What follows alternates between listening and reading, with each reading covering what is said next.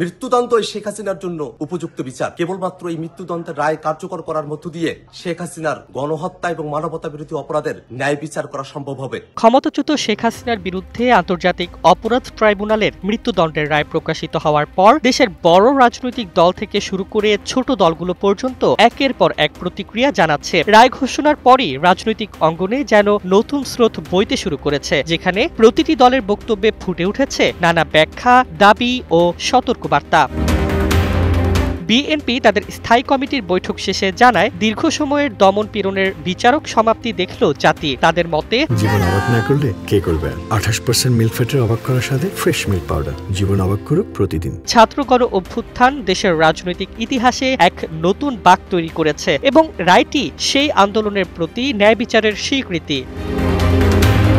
NCP আরও কঠোর অবস্থান নেয়। তারা ঘোষণা করে 1 মাসের মধ্যে রায় কার্যকর করতে হবে এবং ভারত যেন শেখ হাসিনাকে দ্রুত বাংলাদেশে ফেরত পাঠায়। একই সঙ্গে দলটি আওয়ামী লীগের প্রতিষ্ঠানগত বিচারও চায়।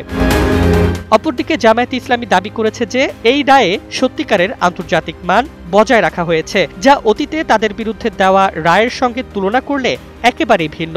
তাদের বক্তব্য, এই রায় দেশবাসীর দীর্ঘদিনের অপেক্ষার প্রতিফলন।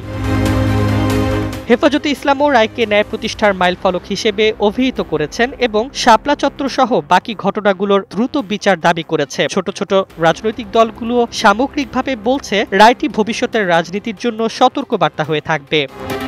ডেস্ক রিপোর্ট, জয় দিন।